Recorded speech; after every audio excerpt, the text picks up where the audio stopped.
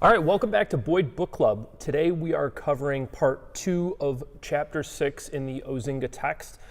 Chapter 6 is exploration and refinement. Chapter 6 focuses on the 5 presentations where Boyd refines his ideas and explores and mostly expands upon what he has already laid out for us in patterns of conflict and destruction and creation in particular. And in part 1, we reviewed organic design for command and control, strategic game, conceptual spiral, and revelation. Today, we are exclusively going to focus on the essence of winning and losing, because I think it is an essential aspect to focus on if we are really going to understand Boyd. What we're going to do today, then, is rather than focus on the Osinga text in particular, we are going to actually pull back and look at Boyd's actual slides for the essence of winning and losing. So what we're showing here is the original title slide as created back in 1995 and used through the PowerPoints that Boyd put together. It's only in this final slide deck where Boyd makes this transition to actually building his slides in PowerPoint, which is why we see in this original title slide from The Essence of Winning and Losing, the mounted knight, the graphic, the change in the appearance. So I wanted to use this original title slide, but in the rest of what we go through, we will actually be using the 2012 updated set of slides that Chet Richards and Chuck Spinney have edited. You can find these through Chet Richards' website, and I'm going to go ahead and include a link to those in the description for those of you who want access to them. I've shared Chet's site before. I highly recommend it if you are looking to dig into Boyd's slide decks. Chet is one of the very few people in the world who has the actual permission of the Boyd family to go and present this material as Colonel Boyd did. As we go through this, I'm going to be very clear. I don't have that permission. So when I am presenting Boyd's material to you, I am presenting it as a student of Boyd, not as a authorized representative. So as we go through the essence of winning and losing, I am presenting it to you as a commentator, as an educator, but not as a presenter. So remember, my presentation is my thoughts on Boyd's work. It is not me presenting Boyd's work. And I think that that's an important distinction that we need to always come back to. As we get ready to examine the essence of winning and losing, I want to come back to the opening paragraph from Destruction and Creation. Quote, "To comprehend and cope with our environment, we develop mental patterns or concepts of meaning. The purpose of this paper is to sketch out how we destroy and create these patterns to permit us to both shape and be shaped by a changing environment. In this sense, the discussion also literally shows why we cannot avoid this kind of activity if we intend to survive on our own terms. The activity is dialectic in nature, generating both disorder and order that emerges as a changing and expanding universe of mental concepts matched to a changing and expanding universe of observed reality." I think it's important to come back to this opening paragraph from Destruction and Creation, because what we are going to see in the essence of winning and losing is the summation of this notion, of this idea that Boyd set forth back in 1976. The original slide deck from Essence of Winning and Losing carries a publication date of June 1995. Its final revision, about a year before Boyd's death, is in 1996. I think it's important that we come back to this opening paragraph from Destruction and Creation, because what it allows us to see is the evolution, but most importantly, the distillation of Boyd's thinking in the 20 years that he spends focused on this concept of destruction and creation and where it ends up. I'm going to go through Boyd's slides here line by line, not because I think any of you can't read them for yourselves, but because I think that it is important to take the opportunity to actually go through this very explicitly and clearly. And then I'll be commenting along the way. So, Boyd's slide 1, key statements. Without our genetic heritage, cultural traditions, and previous experiences, we do not possess an implicit repertoire of psychophysical skills shaped by environments and changes that have been previously experienced. Point 2. Without analysis and synthesis across a variety of domains or across a variety of competing independent channels of information, we cannot evolve new repertoires to deal with unfamiliar phenomena or unforeseen change. Point 3, without a many-sided implicit cross-referencing process of projection, empathy, correlation, and rejection across many different domains or channels of information, we cannot even do analysis and synthesis. Point 4, without OODA loops, we can neither sense, hence observe, thereby collect a variety of information for the above processes, nor decide as well as implement actions in accord with these processes. Or put another way, without OODA loops embracing all of the above and without the ability to get inside other OODA loops or other environments, we will find it impossible to comprehend, shape, adapt to, and in turn be shaped by the unfolding, evolving reality that is uncertain, ever-changing, and unpredictable. Ultimately, what Boyd is getting at is that without OODA loops, we cannot perform the dialectic process of destruction and creation. These key statements above it lead us to this conclusion. So, through his other briefings and work, Boyd has showed us how genetic heritage, cultural traditions, previous experiences give us this implicit repertoire. These are the conceptual schemes.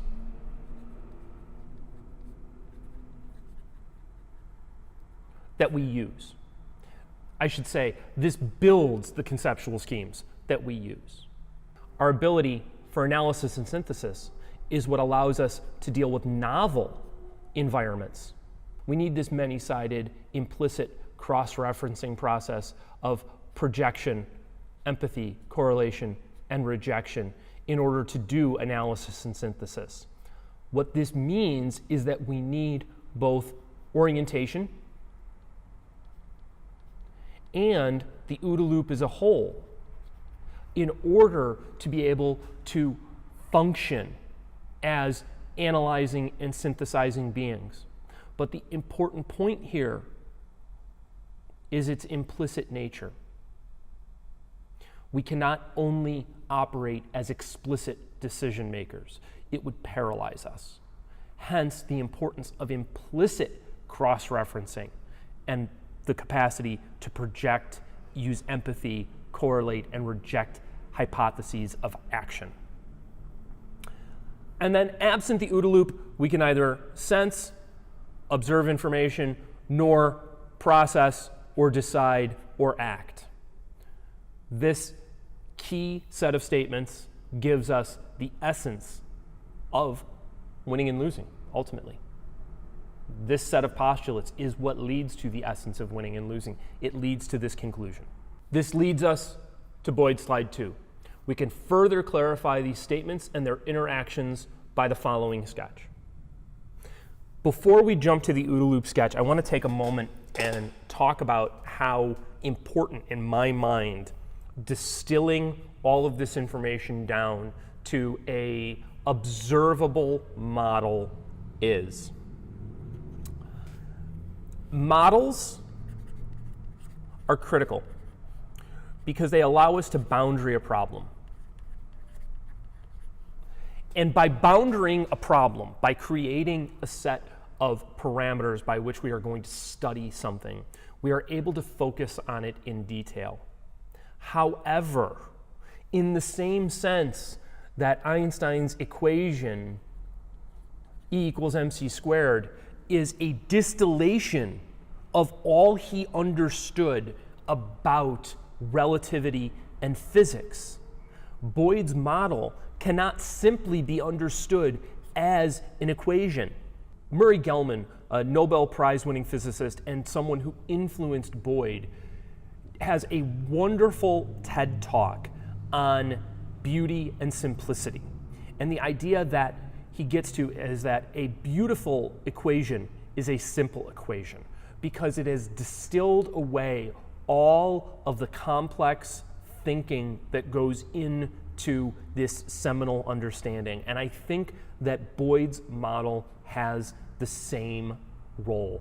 It is a beautiful distillation of all of Boyd's thought. However, we can't simply look at the model and think that we understand the grand sweeping terrain that Boyd covers. We have to come back and not only go through Boyd's material, but go through his references and go through the material that has emerged since that helps expand our own understanding of what he was getting at. Which brings us to Boyd's slide 3, the OODA loop sketch. Let's discuss first some of the insights that Boyd lists for us right on the slide itself. Note how orientation shapes observation, shapes decision,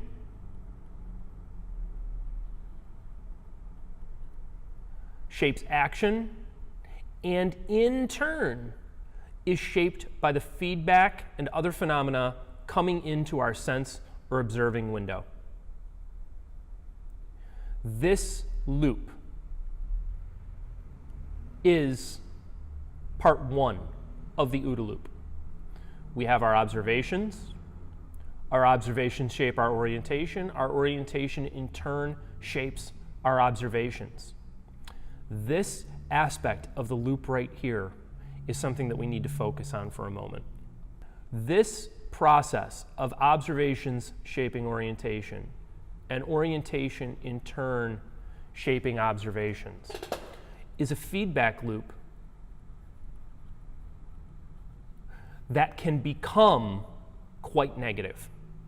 It can become a feedback loop in the same sense that feedback in a sound system occurs, where the input, the microphone, is too close to the speaker, and therefore the signal that we are trying to gain, the vocal performance, is drowned out by the noise that is created by the feedback. One of the things that we have to be aware of in looking at how we orient ourselves to the world and the way it shapes our observations is avoiding this sort of incestuous feedback loop, is I believe the term that Chuck Spinney originally uses. And it's an important aspect of understanding how orientation and observation interact together. Further, coming back to Boyd's insights, also note how the entire loop, not just orientation, is a many-sided implicit cross-referencing process of projection, empathy, correlation, and rejection. What is Boyd talking about here? He is talking about the various feedback loops that we are provided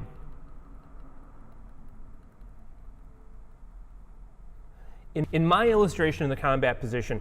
I've dotted these lines from the decision, hypothesis, action, test, feedback loops to indicate that they are not quite so hard and fast as the unfolding interaction with the environment. That's my interpretation. When we look at the OODA loop system, we want to consider this forward action as the explicit process of decision and action, and then consider also the implicit process of cross-referencing, projection, empathy, correlation, and rejection. It's important that we recognize that this is a multi-loop system. I'm going to clear some of this scribble away here so that we can talk about that. Coming back to a clean slide then, what we want to consider here is how all of these various elements interact. And this is something that we could spend literally hours on, and I very likely will. For now, what we want to consider is the reminder that our decisions and actions are shaped by both implicit and explicit thinking. Our implicit thinking is in turn shaped by what we could consider heuristics and biases. These previous experiences and previous analysis and syntheses that have fed into our previous experiences shape a good deal of our implicit thought process. These heuristics and biases are, in fact, part of cultural traditions, genetic heritage, and are counteracted in some respects by our willingness to accept new information as it comes into the system and balance out these other elements. With that in mind, we have to regard the decision-making and action process as potential testing points.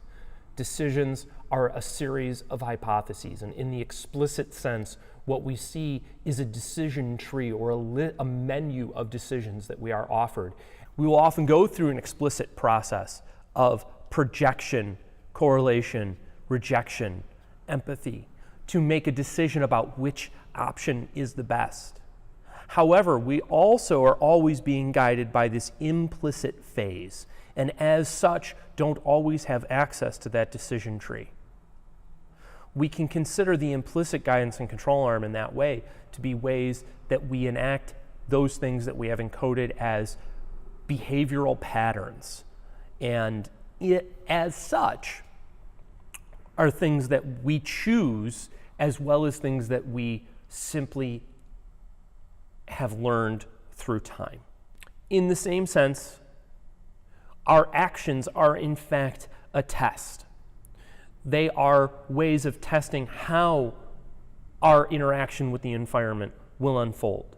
We have both a feedback loop in which our action changes our observation and the actual way in which it is affecting the environment.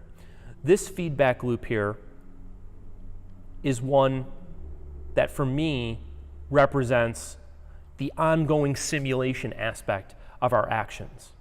We consider our various decisions, but we also then will go through a process of simulating the outcome of our actions. And in that way, this entire process is a way of cross-referencing what can occur in our environment and allow us to shape our environment as well as be shaped by it.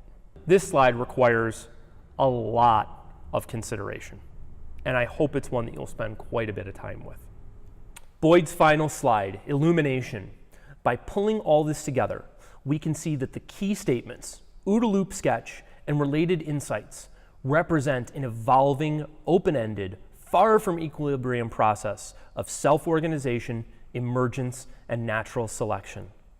For Boyd, this aspect, this illumination, is the key to surviving on our own terms.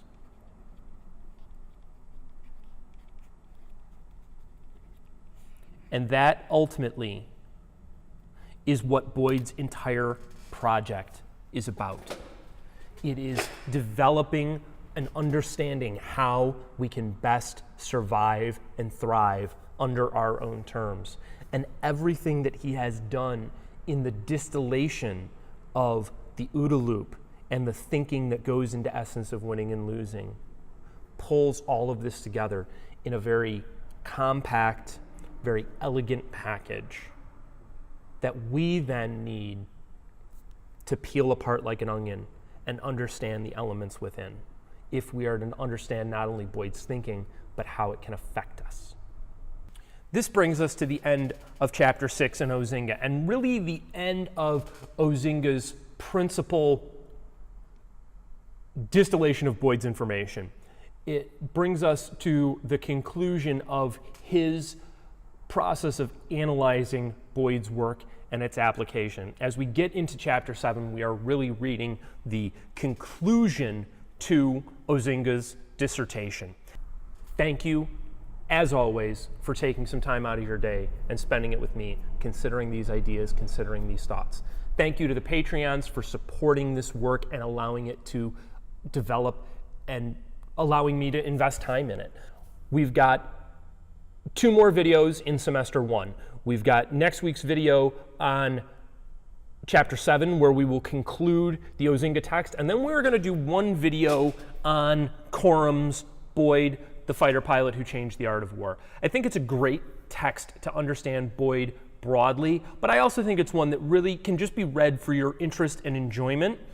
but you will read it in a different light now, having gone through the Osinga text, even if you've read it before. So I really recommend that you go back and you reread the Quorum book and then watch the video and consider it. We'll see you soon. Cheers.